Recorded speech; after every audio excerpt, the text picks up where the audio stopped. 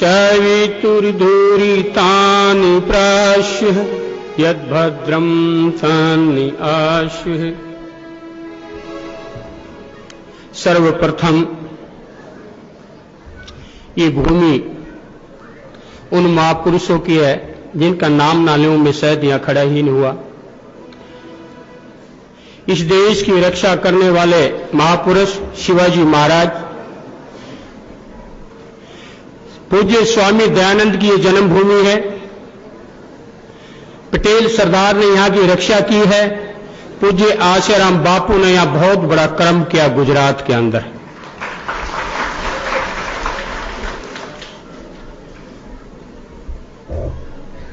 परमादरणीय श्रद्धेय राष्ट्रीय अध्यक्ष संत महासभा स्वामी चक्रपाणी जी महाराज, परम श्रद्धेय आदरणीय प्रमोदानंद पुरी जी महाराज महामंडलेश्वर, नासिक कुंभाचार्य जी महाराज, परम श्रद्धेय भीष्म पितामह महाभारत के रोल में करने वाले खन्ना जी, श्रद्धेय पंडित अखिलेश जी, भाई बाल योगी जी, मंच पर बैठे सभी माता और बहन और भाइयों, बुजुर्ग और नौजवान साथियों, आज हम सब के लिए बहुत खुशी की बात है, हम एक जगह एकत्रित हुए। मैं आपसे प्रार्थना करना चाहता हूं, बिना कारण के कोई कार्य नहीं बनता। बड़े ध्यान से सुनेंगे आप बात। बिना कारण के कोई कार्य नहीं होता, कार्य बिना कोई कारण नहीं बनता। बहुत देर से मैं देख रहा हूं आपके सामने, आप हमको देख रहे हैं। अभी जब पहले अहमदाबाद में संत महासम्मेलन था, धर्म रक्षा संत सम्मेलन, उसमें बहुत लोग हम पर जाने के बाद मिले कि आप महाराज जी वहां गए तो धर्म रक्षा सम्मेलन में क्या था। हमने उनको जवाब दिया, धर्म रक्षा सम्मेलन में बहुत बड़ी शक्ति एक नजर आई हमको आने वाले समय के लिए। धर्म रक्षा संत सम्मेलन में आज संतों ने एक बहुत बड़ा बीज बोया है वहां धर्म का, और वो बीज बहुत बढ़ता बढ़ता आगे चले जाएगा, और एक दिन ऐसा समय आएगा पूरा भारत फिर से दोबारा स्वतंत्र होगा। स्वतंत्र नहीं है भारत। ये बात मैं इसलिए कह रहा हूं, समय बहुत कम है। स्वामी विवेकानंद जी भी अमेरिका में गए, वहां के धर्माचार्य सब इकट्ठे हुए। उन्होंने कहा ये तो बहुत बड़ा विद्वान है भारत का, बहुत बड़ा संत है, हम सबको पराजित कर देगा, शास्त्रार्थ में हिरा देगा, तो इसका क्या किया जाए। उन सब ने कहा मिलकर भारत के लोगों का मूड बहुत जल्दी खराब होता है, इसका मूड खराब कर दिया जाए। उनका मूड खराब कर दिया जाए कैसे कि भारत के लोग सबसे ज्यादा गीता को मानने वाले, गीता को भगवान मानते हैं। आपने भी लिखे यहां पे, यह तो धर्म ततो जय, और गीता का आपने पूरा सार लिखा है। सभी शास्त्रों को इकट्ठे करके अपने को और गीता को सबसे नीचे रख दिया, और स्वामी विवेकानंद को कहा कि आप सबसे पहले हमारी लाइब्रेरी देखिए, पुस्तकालय देखिए। वहां पर ले जाया गया, स्वामी विवेकानंद से पूछा गया, उन्हें छेड़ना था, उसको छेड़ करनी थी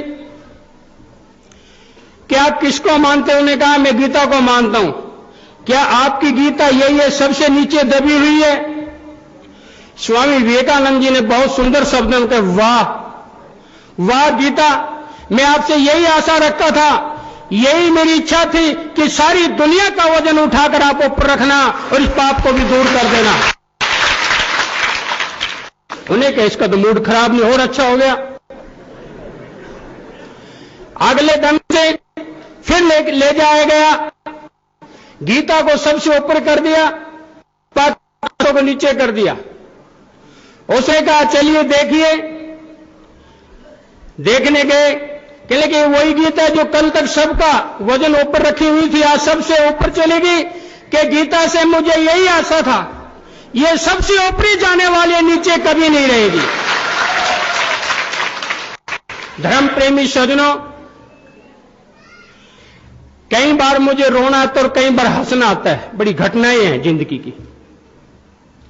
आसाराम बापू के कई सम्मेलन में पहले भी गया हूं मैं उनके होते हुए। हरिद्वार में कई लोगों ने, अजय पटेल, कई लोगों ने मेरे से कहा कि बापूजी साहब, हमने कहा आसाराम बापू यदि ऋषिकेश आएगा तो मैं मिलने जाऊंगा। मैंने शर्त रख दी। कहते वो जाएंगे। मैंने कहा चलो हम चलेंगे। उस व्यक्ति के कमाल के शब्द हैं, वो इस दुनिया में है, कोई दूर नहीं है। कई बार तो नजरबंद यहां आश्रम में भी हो जाते थे बापूजी। अब कोई अलग कोई नई बात थोड़ी है। आसाराम बापूजी ने मुझे पूछा, मुझे कब से जानते हो? मैं समझ गया बहुत गहरी बात की इस महापुरुष ने। मैंने कहा बापूजी मैं 750 वर्ष से आपको जानता हूं, उससे आगे आप जानते हो। आसाराम बापू ने कहा पटेल से बाबा के पीछे लग जाए, इसको छोड़ना मत। वो सामने आज भी है।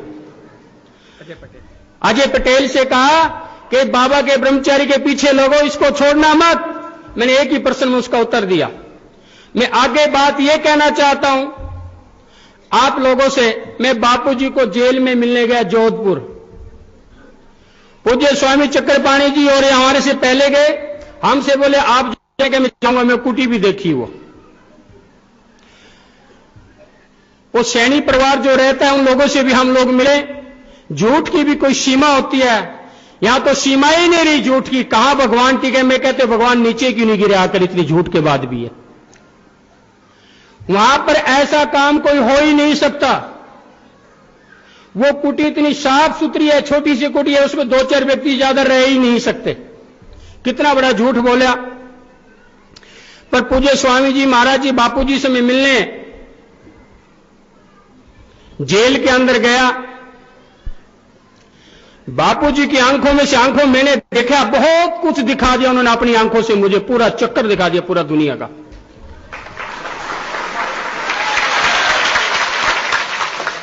लगभग आधा घंटा हम बैठे। मैं बहुत सी बातें तो नहीं बताऊंगा, लेकिन बहुत सी जो मैंने समझी है वो जरूर बताऊंगा आपको। बापूजी ने इशारा किया कि इस दुनिया में अब कहीं किसी न किसी की महापुरुष की बलिदान की आवश्यकता है।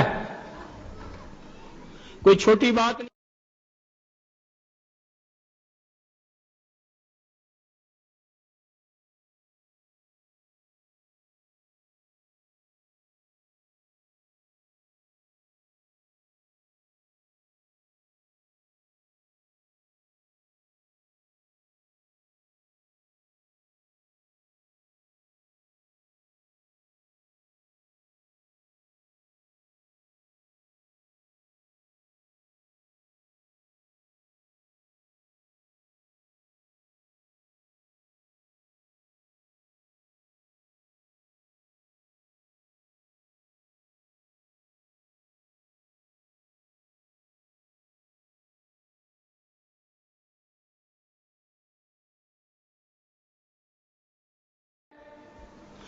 धर्मराज जी ने तो एक सीट की बात करी प्लेन में।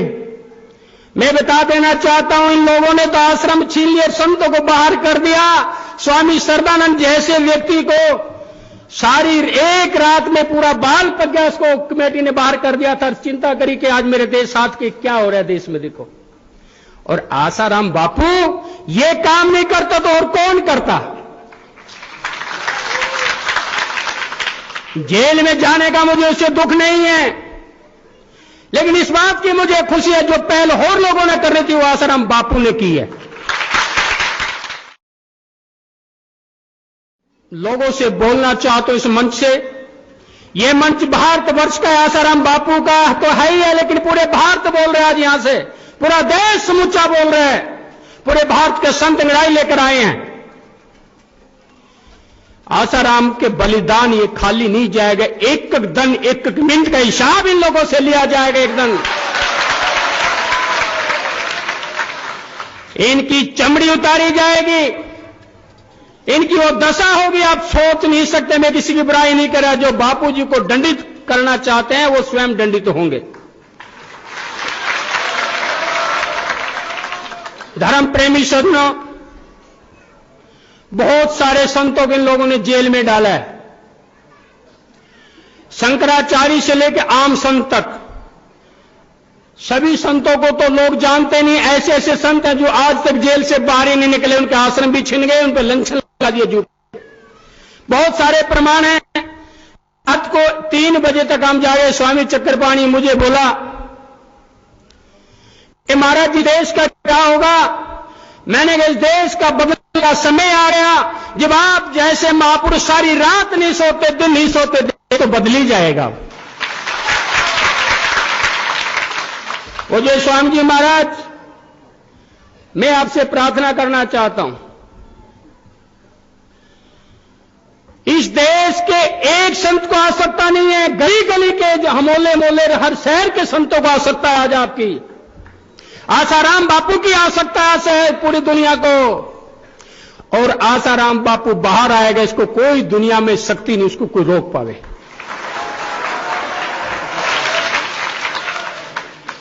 आसाराम बापू बाहर तो आएगा, लेकिन एक बहुत बड़ी क्रांति लेकर आकर, क्रांति के बाद देश में शांति आएगी। मैं उन नेताओं से कहना चाहता हूं, किसी का नाम नहीं लूंगा, जो उसको का सम्मान करेगा हम उसके साथ हैं। मत समझ लेना अगली कोई क्या होगा। हम इस बात को जान गए हैं, तलवार कहीं रखी है, चल कहीं रही, बंदूक कहीं किसी के कंधे पर है। ये संत बोले नहीं है। महर्षि चाणक्य, स्वामी दयानंद, विवेकानंद के अनुयायी यहां पर बैठे हैं, शंकराचार्य के। और मैं एक बात आप लोगों से प्रार्थना करना चाहता हूं, मेरी बात को सुन लेना भाई ध्यान से। अंग्रेज जिस समय यहां पर आया, यवन लोग यहां पर जब आए, पूरी लड़ाई लड़ते हुए चले गए, राजा को पाड़ते हुए चले गए, अपना राज करते चले गए। और वहां से उन्हें बोले यहां से क्या लेकर आऊं। उसने बोला था यहां से किसी संत को एक जरूर लेके आना, इस देश में जीत जाए तो आप। भारत के संत की उस समय भी कीमत थी और भारत के संत को लेने आए थे, लेकिन भारत के संत को नहीं ले जा सके, वो दुनिया से अपने आप चले गए। पवित्र भाइयों, आज एक बात बहुत जरूरी मैं आप लोगों से कहना चाहता हूं, अधिकारियों से, बापू जी के अनुयायी हम अपने आप को भी मानेंगे इस बात को।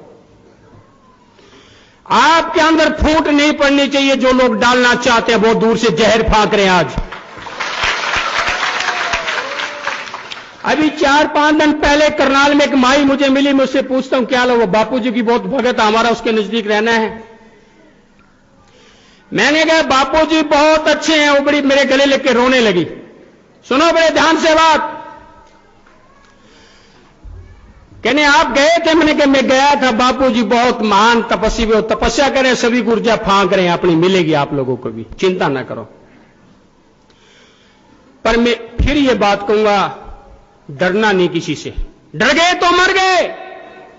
मैं कहता हूं लोगों से, वो एक अधिकारी को आकर पकड़ते 10 उसके साथ जाओ, पकड़ो, हमको कितने पकड़ेंगे। और मैं तो कहता हूं सरकार सभी से बोल दो, एक दिन कोई फैसला कर ले, हम 5-10 लाख दिल्ली जाके प्रवेश हो जाए, सभी गिरफ्तारी दे देंगे, ले लो जितनी लेना चाहते हो। ये को क्यों डाल रहे, हम सारे जाने के लिए तैयारी मेरी शक्ति है।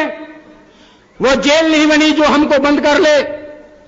मुझे स्वामी चक्रपाणी जी के साथ में पहले आया था। मैंने कहा स्वामी जी मैं आपके साथ चलूंगा, हम तुम तोहफों से नहीं डरे जो बाहर से आकर फांके कागजों से, समनों से क्या डरेंगे। ये कागज हमको डराएंगे। अरे मैं तो उस भूमि पर खड़ा हूं। धर्मराज जी मैं समय लूंगा, क्षमा चाहता हूं आपसे। पंडित राम प्रसाद बिस्मिल का नाम सुनोगे आपने, शास्त्री देवी का। एक भी संत बनोवा भाव के बहुत बड़ा आंदोलन, उसमें गए थे, गौरक्षा आंदोलन में हम लोग। शास्त्री देवी से मैंने बात करी, घाट कोबर सरोदय हॉस्पिटल में हम लोग रुकते थे। मैंने उससे कहा बहन जी आज मुझे समय मिल गया, ये बताइए पंडित राम प्रसाद बिस्मिल को जो फांसी होना था वो क्या उनकी इच्छा थी। धर्मराज बहुत समझदार हैं। कोई अड़चन नहीं डालेंगे कभी। उसने कहा मैं अपने भाइयों के लिए जालियांवाला बाग में सारा असला लेके जाती थी, पर रामप्रसाद बिस्मिल को जो फांसी होने से पहले 1 महीना पहले बताया, उसका 10 किलो वजन बढ़ गया था फांसी सुनने के बाद, रामप्रसाद बिस्मिल का। और रामप्रसाद बिस्मिल से पूछा कि अंतिम इच्छा आपकी क्या है? उसने कहा मैं हवन, घी सामग्री दिया जाए मुझे, मैं हवन यज्ञ करना चाहता हूं। उससे क्या होगा, मैं वेद के मंत्र बोलूंगा, इस देश में पूरी क्रांति आएगी, एक रामप्रसाद जाएगा, हजारों रामप्रसाद बिस्मिल पैदा होंगे। आप बोले जा रहे? मैं नहीं जा रहा, आप जा रहे हो। हजारों रामप्रसाद बिस्मिल आएंगे। तो अंतिम इच्छा क्या थी उसकी? उसने कहा है मेरे को एक समय और दे दो, मैं अपनी माता का पांव छूकर आशीर्वाद ले लो, मैं फांसी को हंसते हंसते चूमूंगा। जब उसके पांव छुए, उसने कहा, आंखों से आंसू आए कि बेटा रो क्यों रहा? फांसी को देखकर मुझे पता होता पहले आप हमें देती। उन्होंने कहा माता मैं इसलिए रो रहा, ये फांसी दिख रही है, मैं तो इसलिए रो रहा हूं, दोबारा मुझे मिले तो आपके पेट से मिले, थोड़ी बहुत अंग्रेजों की जड़ उसको उखाड़ कर छोड़ूं मैं, दुनिया में बचेगी नहीं कोई। मैं अंतिम समय एक कहना चाहता हूं आप लोगों से, हमने आपस में मिलजुल कर चलना है। समय बहुत कम है, बहुत बड़े महापुरुष बैठे हैं, समय कम, हमने आपस में फटना नहीं है, दूसरे की बातों में नहीं आना, संगठन बना के रखना है। भारत माता की, भारत माता की। बहुत बहुत अभिनंदन है। परम श्रद्धेय महामंडलेश्वर ऋषिकेश से आए